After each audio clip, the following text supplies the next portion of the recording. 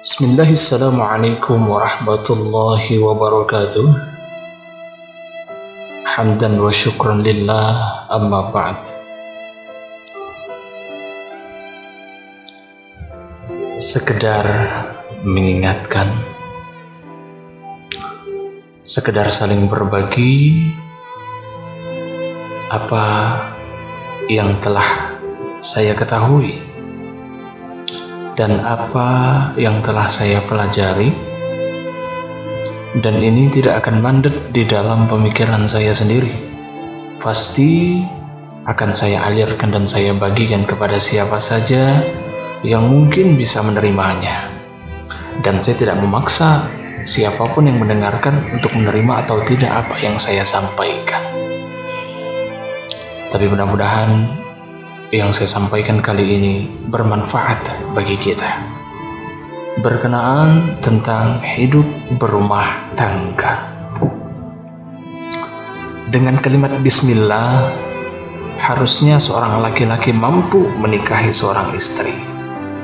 Dengan kalimat bismillah, tentunya dengan kalimat bismillah tersebut, yang dipilih bukan perempuan sembarangan yang menjadi calon istri, tapi perempuan yang bisa membawa sang suami untuk bersama-sama menuju ke surganya Allah Subhanahu wa Ta'ala. Dalam hadis yang diriwayatkan oleh Ibnu Hibban, Rasulullah Shallallahu Alaihi Wasallam bersabda, apabila seorang istri melaksanakan 4 perkara, yang pertama melaksanakan sholat 5 waktu, yang kedua berpuasa di bulan suci Ramadan, berpuasa wajib gitu kan, yang ketiga memelihara kemaluan dan kehormatannya, yang keempat selalu mentaati suaminya.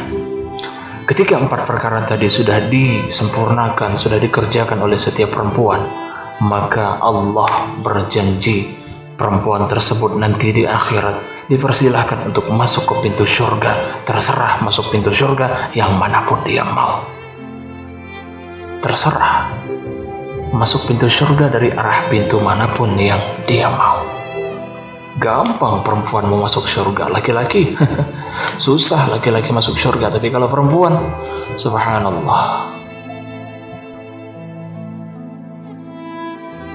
Mungkin hadis tadi yang 4 perkara tersebut itu gampang, melaksanakan sholat gitu kan, berpuasa di bulan Ramadan, memelihara kemaluan dan kehormatannya. Yang keempat, ini yang perempuan sering terpeleset di rumahnya. Kenapa sering terpeleset? Padahal di rumahnya si perempuan sudah punya surga sendiri. Ya, perempuan di rumahnya punya 2 surga. Surga yang pertama diletakkan di bawah kakinya sebagai seorang ibu. Surga kedua adalah harapannya kepada suami. Kenapa harapan kepada suami? Karena ketaatannya kepada suami sama dengan ketaatannya kepada ibu dan bapaknya. Kenapa demikian? Karena tanggung jawab suami setelah dia dinikahi oleh suami, tanggung jawabnya pindah kepada suami. Namun bukan berarti harga diri antara ibu Anda dengan suami Anda sama, enggak, beda. Ini hanya perumpamaan. Ketika Anda telah menikah dengan seorang suami, maka Anda patut tunduk di bawah naungan seorang suami, dengan tanda kutip suami soleh, bukan suami yang mau menang sendiri, bukan suami yang ego sendiri, tapi suami yang mampu memimpin, suami yang mampu menjadi imam, suami yang mampu memimpin makmumnya dengan baik. Nomor 4 ini yang berbahaya. Bahaya kenapa? Satu contoh, ketika mungkin gitu kan, penghasilan suami lebih rendah ketimbang istri. Sang istri juga mau kerja misalkan, penghasilan suami lebih rendah, maka mohon maaf, survei membuktikan, fakta mengatakan banyak perempuan-perempuan tertipu akan hal ini. Ketika sang suami bekerja dan sang istri pun membantu pekerjaannya, ketika sang istri memiliki penghasilan yang lebih daripada suaminya, maka kesombongan seorang istri akan tampak dan muncul kepada suaminya. Seakan-akan harga diri sang suami sudah tidak ada lagi. Ketika ada perkelahian di dalam rumah tangga, istri pasti bicara, tanpa aku yang menolong rumah tangga ini, tanpa aku yang menolongmu mencari uang, tanpa aku, aduh, saya tidak bisa mengatakan. Mungkin Anda sendiri sebagai perempuan yang mendengarkan pasti tahu jawabannya perempuan yang seperti apakah itu. Kenapa sih perempuan kalau kerja di luar gitu dilarang? Bukan dilarang, tapi kalau bisa dijauhi. Kalaupun masih pengen kerja keluar, ya imbangkan waktu. Kalau bisa 70% lebih banyak di rumah, 30%-nya kerja gitu. Kenapa demikian? Karena ketika istri merasa gajinya lebih besar, lebih gede daripada suaminya, maka tanpa sadar sang istri bersikap lebih daripada suaminya, tanpa sadar. Padahal semua bakti hasil keringat dan jerih payah suaminya adalah untuk keluarganya sendiri. Berbeda dengan gaji istri, di mana gaji istri itu untuk kebutuhan istri sendiri. Iya kan? Kalau suami untuk anak, untuk istri, semuanya. Banyak perempuan kerja di luar, alasannya tidak banyak, hanya satu. Kenapa? Karena para istri tidak sabar menunggu dunia. Itu saja. Secara pribadi, saya merasa kagum dengan siapa? Dengan perempuan ketika dia mampu bekerja di luar, kemudian bisa membagi waktu dengan suaminya. Itu akan menjadi perempuan-perempuan penghuni surga. Bekerja di luar, bantu suami, sampai di rumah mengurus suami, mengurus anak. Tapi sayangnya perempuan-perempuan yang seperti itu kalau kita bandingkan ya 1001 di sini, di dunia ini. 1001. Makanya perempuan kalau nanti di akhirat nanti masuk ke dalam neraka, sayang. Kenapa? Perempuan sudah capek hidup di dunia ini. Capek kenapa? Mengandung, tidur susah, jalan susah, segala macam serba susah. Ketika melahirkan anak bertaruh nyawa. Ketika anaknya sudah lahir, anaknya tidak akan pernah lepas dari tangan ibunya sampai anaknya mampu jalan sendiri. Tuh, perempuan, ibu, istri. Belum lagi nyusui anak, belum lagi ngurus suami. Dari mulai buka mata pagi-pagi gitu kan, sebelum suami berangkat kerja sampai suami tidur, kerjanya nggak pernah berhenti itu perempuan di rumah. Makanya sayang kalau perempuan masuk neraka. Kenapa? Hidupnya sudah capek di dunia. Sayang kalau sudah capek-capek hidup di dunia, toh di akhirat nanti masuk ke dalam neraka. Sayang. Makanya baktikan sepenuhnya hidupmu kepada suamimu. Suami yang ingin membimbingmu untuk bersama-sama menghantar ke pintu surga Allah Subhanahu wa Ta'ala. Jadi makmum yang baik, jadi makmum yang selalu mengikuti apa yang dikerjakan imam, apa yang diperintahkan oleh imam. Karena hakikatnya imam itu kan adalah memimpin, makmum itu ikut oleh imam. Kita bisa belajar dari sholat. Belajar seperti apa? Di dalam sholat gitu kan, gak ada makmum yang bergerak sendiri tanpa imamnya terlebih dahulu bergerak. Harus imamnya dulu baru makmumnya ngikut gitu. Imamnya menjadi pemimpin, makmumnya menjadi pengikut. Apa yang dikerjakan imam, itu yang diikuti oleh makmumnya. Kecuali kalau imamnya salah dalam bergerak, makmumnya baru negor. Tapi cara makmum negor, nggak pakai kalimat sembarangan dalam sholat.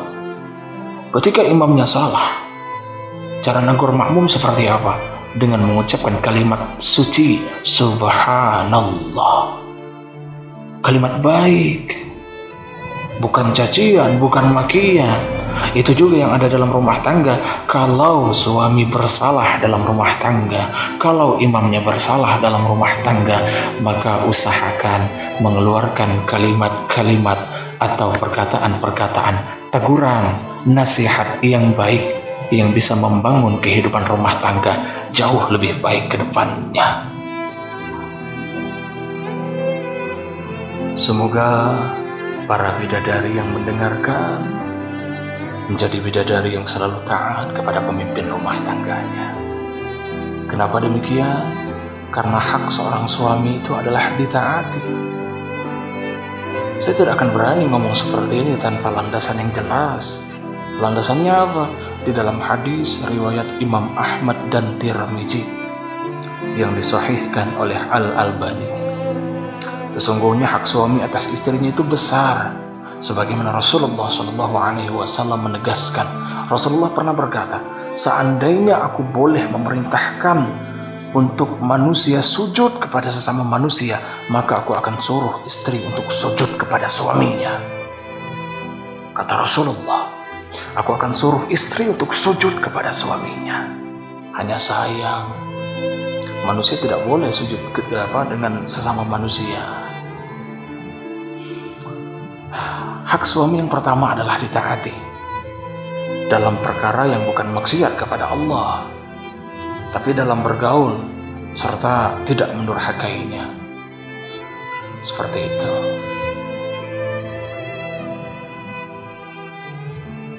Dan semoga pula para bidadari yang mendengarkan menjadi istri yang qanaah. Maksudnya selalu merasa cukup dengan apa yang telah diberikan oleh suaminya. Ya, selalu bersyukur, merasa selalu cukup dengan apa yang telah diberikan oleh suaminya. Kenapa? Karena apa yang telah dikerjakan oleh suami di luar untuk memberikan kepada orang yang berada di rumah dengan ikhlas, dengan tulus, ya, itu jihad yang dikerjakan oleh suami. Jihad dalam rumah tangga, memberi nafkah dengan ikhlas kepada anak dan istrinya. Nah, harusnya ketika suami kerja di luar, istri selalu berpesan, ayah atau papa, nanti kalau di luar, jangan sekali-kali membawa uang haram masuk ke dalam rumah ini. Sedikit pun itu, yang penting halal. Itu yang harusnya diucapkan ketika suami pergi keluar untuk bekerja.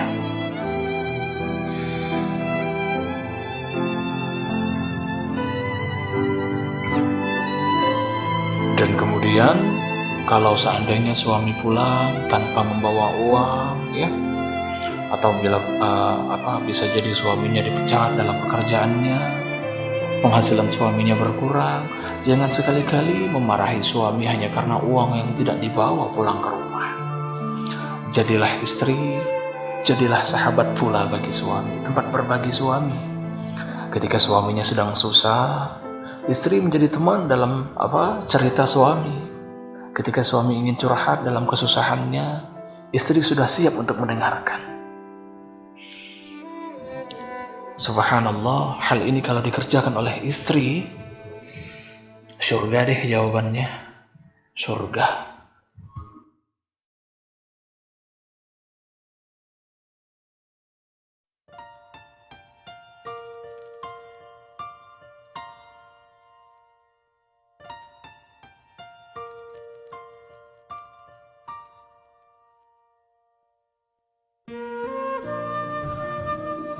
Semoga apa yang telah saya bagikan kepada siapapun yang mendengarkannya menjadi salah satu ilmu yang insya Allah bermanfaat bagi diri kita, khususnya di dalam rumah tangga saya sendiri. Kemudian umumnya kepada siapa saja yang mendengarkan audio ini. Saya bukan orang yang pandai tentang agama, saya bukan ustadz, saya bukan kiai, saya juga bukan orang yang ahli dalam bidang agama. Saya hanya orang biasa sama seperti kalian yang mendengarkan. Ya, hanya saja saya selalu punya keinginan untuk saling berbagi kebaikan kepada siapa saja yang mau mendengarkannya. Dan saya juga tidak egois untuk mendengarkan siapa yang ingin berbagi dengan saya. Seperti itu. Mudah-mudahan bermanfaat. Billahi taufiq wal hidayah. Saya Ardi. Assalamualaikum warahmatullahi wabarakatuh.